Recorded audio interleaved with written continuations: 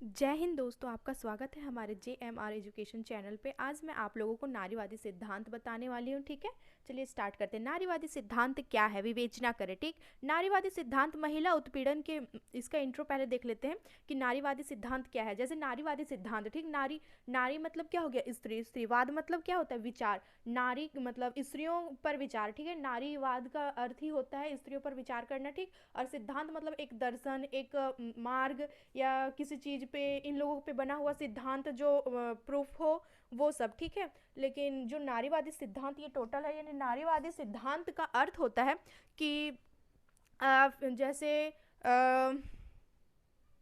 कुछ दार्शनिकों या कुछ दार्शनिकों या कुछ वैज्ञानिकों के द्वारा इनके इनके बारे में, मतलब कुछ विद्वानों या दार्शनिकों के द्वारा इनके बारे में, नारियों के बारे में कुछ विचार विमर्श करना, उनकी स्थितियों के बारे में बताना, उनको उन स्थितियों से उभारना, ये होता है। ठीक है, नारीवादी सिद्धांत मतलब जो उनकी स्थिति है उन स्थितियों पर विचार विमर्श करना, उनको उससे बेस्ट प्रोवाइड करवाना, यही उनका नारीवादी सिद्धांत है। नारीवादी सिद्धांत के अंतर्गत महिलाओं को उत्पीड़न से मुक्त करना, उन्हें स्वतंत्रता प्राप्त करवाना, महिलाओं को सक्षम बनाना। जैसे पहले जो महिलाओं के साथ जो भी गलत कार्य होते थे, जो भी प्रथाएं थे, उन सब से उन्हें मुक्त करवा के उन्हें एक अच्छा जीवन देना, यही सब होता है। ठीक है, नारीवादी सिद्धांत के अंतर्गत। चलिए अब इसका इंट्रो देखते हैं, इंट्रो में क्या लिखे सो।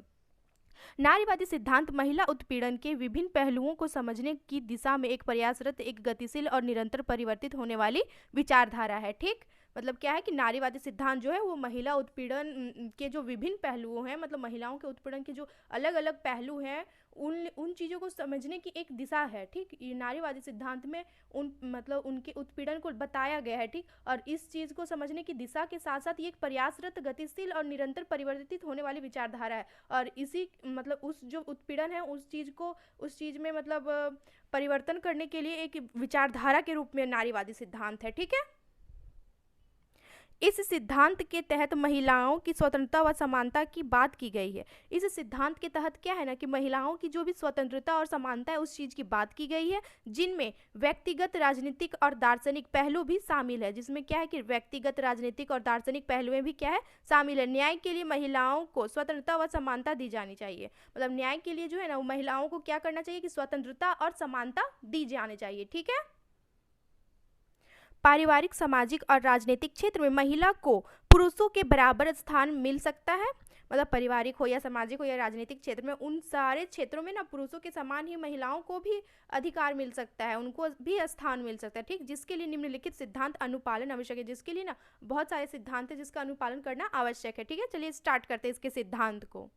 पहला क्या है हमारा, सुरक्षा का सिद्धांत। सुरक्षा का सिद्धांत में देखते क्या है सो। महिलाओं को सुरक्षा की बहुत आवश्यकता है। ठीक, महिलाओं को क्या है कि सुरक्षा की बहुत आवश्यकता है। बगैर सुरक्षा का उनका विकास असंभव है। बिना सुरक्षा का उनका विकास तो असंभव है ही। महिलाओं को सुरक्षा दिलाने के लिए पुरुष वर्ग की मानसिकता को बदलना होगा। ठीक, मतलब महिलाओं को सुरक्षा दिलाने के लिए पुरुष वर्ग की मानसिकता को बदलना होगा।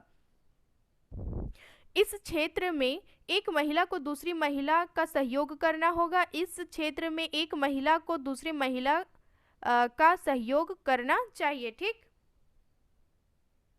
उदाहरण स्वरूप देखिए क्या है। अगर घर परिवार में किसी महिला के साथ दुष्कर्म हो रहा हो तो दूसरी महिला का यह कर्तव्य है कि ऐसी अनैतिक कार्य पर विराम लगाए। इसके लिए महिला संगठन का सहारा ले सकती है। अगर महिला सजग नहीं होगी तो उनकी सुरक्षा असंभव है। दूसरा पॉइंट है हमारा शक्ति का सिद्धांत। शक्ति के सिद्धांत से तात्पर्य है कि महिलाओं को आत्मबल बढ़ाने की आवश्यकता है। महिलाओं को आत्मबल बढ़ाने की आवश्यकता है। महिलाओं को शक्तिशाली बनने की आवश्यकता है।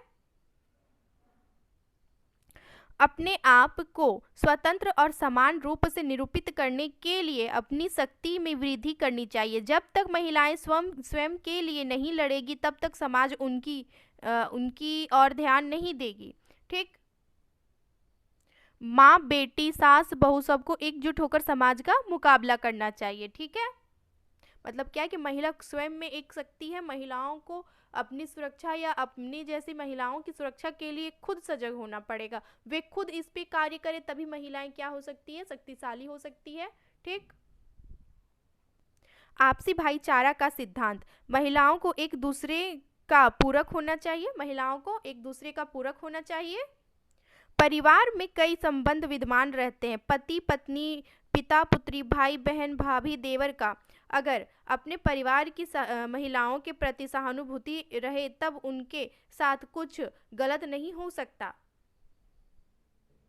महिलाओं को शक्तिशाली रूप में उभरने के लिए परिवार का सहयोग आवश्यक है। अगर किसी महिला के साथ अन्याय हो रहा हो तो उसके आसपास की महिला या उसके घर की महिला की जिम्मेदारी बनती कि उसकी मदद करने की। ठीक। मतलब आपसी भाईचारे का सिद्धांत से क्या है कि एक महिला दूसरी महिला की सहयोग कर सकती है। ये सहयोग के थ्रू ही उन लोग सहयोग करने के थ्रू ही क्या है कि वो सब जो है वो एक दूसरे की मदद करेगी और इससे आपसी भाईचारा भी बढ़ेगा। ठीक। कानूनी समानता का सिद्धांत, महिलाओं के साथ जब भी अन्याय हो वो बिना झिझक के कानून का सहारा ले सकती है। कानून का निर्माण मतलब क्या है ना कि महिलाओं के मतलब कानूनी समानता का सिद्धांत मतलब क्या है कि जितनी समानता कानून में पुरुषों का है उतना महिलाओं का भी है। जिस जिस तरह से पुरुष बेहिजक में चले जाते हैं कानून के पास, उसी तरह महिलाएं भी जा सकती है। ठीक। किसी के भी लिए ज़्यादा कम नहीं है, महिलाएं भी जा सकती है अपने उनके साथ जो भी अन्याय हुआ है उसके लिए वो कार्रवाई करवा सकती है। इससे बिना झिझक किए वो अगर जाती है तो फिर ये ठीक है, और अगर झिझक करती है तो ये उसके लिए गलत साबित होगा और वो उस उत्पीड़न में खुद ही घुट घुट के रह जाएगी। सुरक्षा के लिए हुआ है, कानून के दायरे में रहकर महिलाएं अगर इंसाफ ले तो उनको इंसाफ जरूर मिलेगा, लेकिन अगर वो कानून का सहारा नहीं लेती है और वह डरी सहमी रहती है तो उनका शोषण निरंतर होता रहेगा। ठीक है। उत्तरदायित्व के बोझ का सिद्धांत। ठीक। देखिए इसको स्टार्ट करते हैं। महिलाओं को समाज और परिवार का उत्तरदायित्व भी उठाना चाहिए। स्वतंत्रता पाने के चाहत में वे अपने परिवार और समाज को ना भूल जाए। ठीक। यदि उन्हें अपने उत्तरदायित्व का ज्ञान नहीं हो पाता है तो वह समझ नहीं पाएगी कि उन्हें चार दीवारी के अंदर बंद महिलाएं और अपने परिवार की साथ हो रहे अन्याय के खिलाफ आवाज उठानी है। ठीक। छठा पॉइंट हमारा क्या है, चुनौती एवं संघर्ष का सिद्धांत। महिलाओं का जीवन चुनौतियों एवं संघर्ष से भरा पड़ा है। हर रोज उन्हें एक नई चुनौती का सामना करना होता है, चाहे वह पारिवारिक हो या सामाजिक चुनौतियां। ठीक।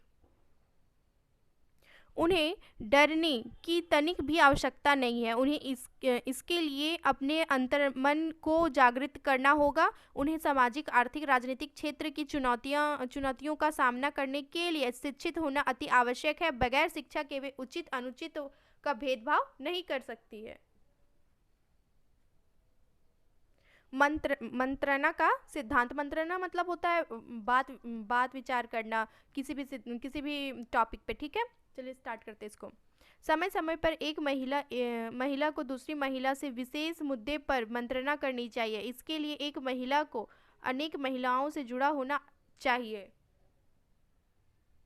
इनकी मंत्रणा सदैव एक नए विचार को जन्म देगी। हर महिला परिपक्व और सक्षम नहीं होती, इसलिए वे जीवन के सही फैसले नहीं ले पाती। अतः इन महिलाओं के साथ मंत्रणा करने की करने से उनके जो भी विचार या जिस भी बात पे वो घबराती है उस चीज पे बदलाव आता है। ठीक है।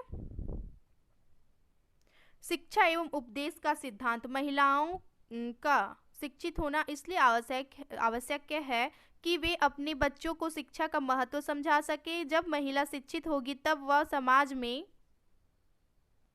अपने विचार को व्यक्त कर पाएगी, अपने उपदेश के माध्यम से अन्य महिलाओं को सजग कर पाएगी, जिससे महिला के विकास का मार्ग प्रशस्त होगा। निष्कर्ष। उपर्युक्त विश्लेषण से यह स्पष्ट है कि महिलाओं को अपने अधिकार पाने और शोषण से मुक्ति के लिए उन्हें उपर्युक्त सिद्धांतों का अनुगमन करना होगा, तभी उन्हें सभी तरह से उत्पीड़न से मुक्ति मिलेगी। ठीक है, थैंक यू गाइज।